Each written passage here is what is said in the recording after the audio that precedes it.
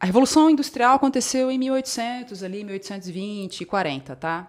E teve uma fera, o Frederick Taylor. Ele começou a olhar as máquinas e pensou, nossa, as máquinas de fato podem ajudar o homem.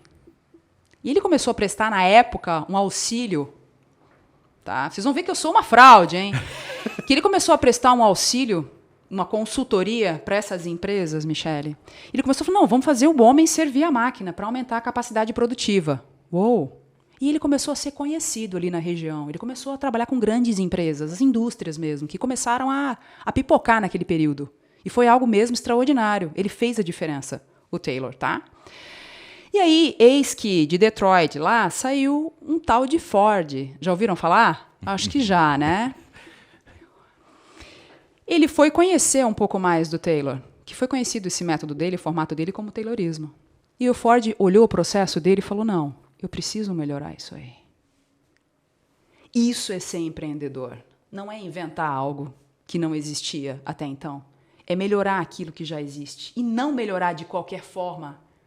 Você, empresário, não pode simplesmente olhar o teu colega lá, o vizinho que está fazendo, eu vou fazer igual porque ele está dando certo. Você precisa olhar o que ele está fazendo e fazer melhor. E quem diz isso não sou eu, é a história, é o mundo. E você está sentado num carro e pode ser agora um Ford. Fala, Maga, você vai falar sobre o meu Ford? Eu vou falar sobre ele. E eu não vou falar mal dele, eu vou falar bem dele. Porque ele me ajuda hoje, dentro das empresas. Tá? Então, assim, esse Ford, o que o Henry Ford fez? Lá em 1800, mais pro finalzinho ali, até quase 1900, era a mulher dele que ficava segurando um lampião lá na garagem para ele mexer no motor do carro. No frio, a mulher. Essa é uma mulher parceira, tá? Manda a mulher para fora viajar de avião, que ela não quer mais saber de carro. Toda suja de graxa. Maravilhosa, hein? Então, só para variar, uma mulher participando do processo de transformação do mundo. Só para variar um pouco. É, né? O ser humano, acho que a gente precisa estar à frente disso, né? Mulheres, homens, né? Essa é a essência. E ele foi conhecer o Taylorismo lá e pensou, não, legal, só que eu acho que eu vou fazer diferente. Eu vou fazer a máquina servir o homem. E aí ele pensou numa esteira. E aí ele viu o jogo. Ele falou, nossa, eu vou botar numa esteira o veículo, as pessoas ficam paradas e começam a trabalhar e a máquina vai movimentando. E aí ele começou a trabalhar o processo no ajuste real. Ele trouxe um gerente para entender todo o processo, o gerente subdividiu com as pessoas. Então, aqui, você vai fazer o parafuso aqui, você vai arrumar o motor aqui. E ele tirou as pessoas caminhavam no chão de fábrica e falou, não, eu quero que você fique nessa baia aí só para fazer isso aqui. E o que aconteceu? Crescimento exponencial, ele começou a ter muita produção, ele ficou conhecido, ele é quem a gente sabe que ele é. A gente falou dele. Se você tiver a oportunidade de ir para Detroit, conhecer o museu dele, vá, é incrível, extraordinário o que ele fez. Tá? Carros presidenciais, entendeu? É lindo, gente, o trabalho dele. História dele, ele é a inovação. Sim. Ele é a inspiração. Olha de onde vem, né?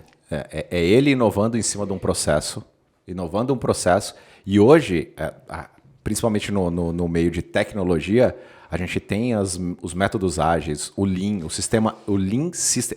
Eu já vou chegar lá, Flávio, tu não vem com o meu contexto. Só um minutinho. A pessoa me botou para falar, corta, produção aqui, o pessoal. Eles não estão vendo, mas tem 800 pessoas lá. Fizeram um cookie me esperando. Eu tô louca para terminar aqui com o meu negócio. Tá quente ainda? Aí, eu tive um ok, tá? Depois vocês cortam isso. Desculpa. Oi? Oi? Alô? Aqui nada é cortado. Né? Ixi, foi mal, gente. Pai, desculpa, isso que tem. Eu quero... É sobre isso, né? A disrupção não está nisso, a disrupção está no básico. Então vem comigo. Tô chegando. Vamos lá. Liberar o microfone aqui é o que tem. Então a gente tem o Ford lá com essa cadeia produtiva e ele começa a entender que ele precisa ajustar a mesa na altura do colaborador. E aí ele vem servindo as pessoas e as máquinas servindo os homens. E ele fez história e ainda faz história. Em 1922, ele lançou um livro que ele fala um pouco desse processo, de como ele foi se descobrindo. Ele ficou quase obcecado em melhorar o processo e ele começou a contar o tempo. O tempo, tic-tac, faz a diferença. Hoje eu escuto as ligações, eu conto minuto a minuto, segundo a segundo. Porque é o tempo é o dinheiro está entrando. As pessoas precisam melhorar o processo. E vamos lá. Ele está fazendo isso, ele aumenta a cadeia produtiva dele, ele começa a ser conhecido, ele expande, ele se torna quem ele é de fato. Tá? E, de repente, Terminamos ali a Primeira Guerra e vem uma pessoa lá do Japão. Taishi Ono. E ele trabalhava com um cara, talvez aqui o nome dele traga uma frente para vocês. O sobrenome dele era Toyoda. Pô, não é Toyota, Maga? É Toyoda mesmo, Eiji Toyoda, tá? E ele era um engenheiro, veio pós-guerra. O Japão estava muito difícil, quebrado, com vários problemas. E ele veio conhecer a cadeia produtiva do Ford. E ele olhou e falou, não, peraí. Ele está com muito estoque. Ele está produzindo enlouquecidamente. Ele não vai aguentar. Não tem público para comprar tudo isso. Esse cara, ele vai ruir. Eu preciso voltar para o Japão. Eu vou olhar o meu cenário. Nada. Então, eu não preciso de muito para crescer. Eu preciso de planejamento e processo. E eu vou fazer uma coisa diferente do que ele está fazendo. Eu vou olhar a minha operação e vou começar a estruturar. Eu não tenho pessoas. Eu não tenho espaço. Eles não têm espaço. Tá? Eu tenho vários problemas, né, de ordem. Eles têm. Agora, tsunami parece que é uma coisa mais comum, mas eles têm muitos terremotos, os prédios, a tecnologia, enfim. Depois a gente entra nessa vibe que é bem interessante. E aí, lá, ele começou a entender o seguinte: olha, eu preciso. Segue comigo, que isso é sobre processo, tá? Eu preciso entender que eu não tenho dinheiro para comprar muito material. Então, peraí, vamos ver quem que vai dizer para mim o que eu preciso fazer. Eu vou tirar o conhecimento do gerente e vou divulgar com a minha equipe toda. Todo mundo vai saber tudo e o que está acontecendo. E na ausência dele, ela faz. E na ausência dela, a Maga vai fazer. E aí a gente só vai fazer por demanda. E aí ele criou uma coisa chamada Just in Time, que é na hora, por encomenda. Flávio, o que ele fez? O que o Taishi fez? Não sei se é Taishi ou Taishi. Pessoal, por favor, me perdoe, tá? Eu estive no Japão, mas complicado. São dois is no meio da palavra. São dois então, is. Taishi, talvez. Isso, olha aí, gente. Obrigado. Eu preciso de você. Sempre aprendendo. Obrigada, Flávio.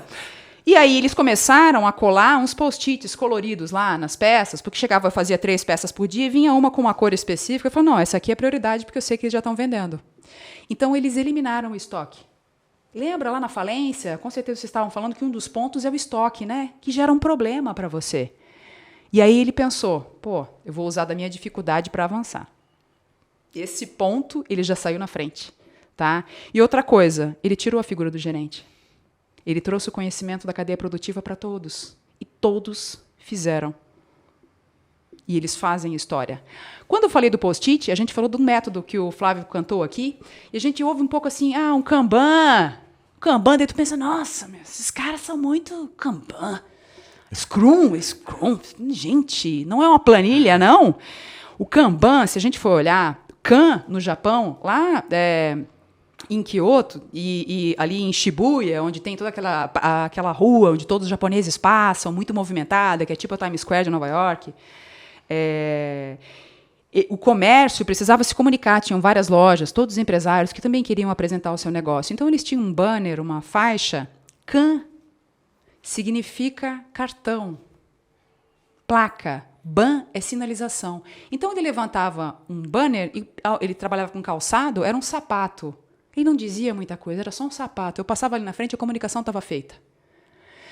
Veja, a história diz para a gente, o processo não é uma opção. Se vocês forem à Toyota hoje, aquele que aperta o parafuso, ele está ali apertando há muito tempo, mas ele percebe que ele consegue trazer uma outra ferramenta, e ao invés de dar 3 voltas, ele dá uma, ele levanta a mão e vão ouvir o que ele tem para falar. Fala, olha, eu acho que se a gente fizer assim, eu consigo aumentar a cadeia produtiva. Eu não estou longe, Flávio, já vou fechar, gente. Já vai. Continue porque... no carro nos ouvindo. Maga, eu não estou mais com o Ford, eu acabei de fazer aqui uma proposta para um Toyota, Maga. É isso. Falei, gente, a gente está aprendendo e não sou eu que estou dizendo. É a história, né? E a gente precisa aprender com quem passou. A alternativa da gente estar aqui conversando hoje, eu acho que o propósito que nos motiva a estar aqui hoje é justamente falar aquilo que você precisou ouvir e que você não ouviu, por isso que você quebrou. Tá? Talvez o negócio não seja para você de fato, porque seguir um processo não é algo que para ti traga uma satisfação. Você chega e fala, o financeiro não é comigo, o processo não é comigo. E quando a gente está começando e não tem muita coisa, não é uma opção não ter. Porque se você tiver e não souber fazer, você pode ruir. Mas é preferível ter. Vai por mim. Tá? Então, assim, o que eu estou querendo trazer um pouco aqui? Que é o que, na verdade, a gente faz hoje. Esse fluxo todo mundo sabe que o Toyota tem menos problema, porque a peça é revista, feita, existe uma participação de todo mundo. O Kanban, na verdade, é essa sinalização das peças para que a gente possa ter uma comunicação visual. Eles têm uma comunicação visual do que está acontecendo. Eu olho para aquela pessoa que está lá no atendimento, eu já sei o que ela está fazendo lá no final, já estou conversando com a outra pessoa aqui, eu já tenho esse forecast, essa previsibilidade de produção e já vai para quem comprou. E é isso que a gente precisa entender. O que o Taishi fez lá no Toyota, na Toyota, né, com o Toyota, que o Ford não fez? Ele ouviu o cliente. Só um detalhe. Essa é a missão. Eu falei tudo isso, todo esse contexto histórico para chegar nessa informação, tá? A gente precisa ouvir o cliente. E é muito louco isso que a gente está falando, tá? Porque a gente não escuta. É o básico, né? A gente faz tudo para todo básico. mundo e não escuta. E quem dita o processo é o próprio cliente, porque ele vai dizer a jornada de compra dele. Eu entendendo a jornada de compra dele, a gente consegue desenhar todo o fluxo interno de atendimento, quanto tempo, como ele quer ser atendido. E a gente está falando sobre absolutamente todos os tipos de negócio.